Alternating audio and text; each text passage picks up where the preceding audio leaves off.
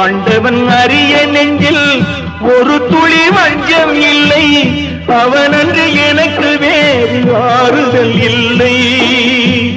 மனிதனம்மா மயங்குகிறேன், தவறுக்கு துணிந்த மனிதன் அழுவதில்லையே.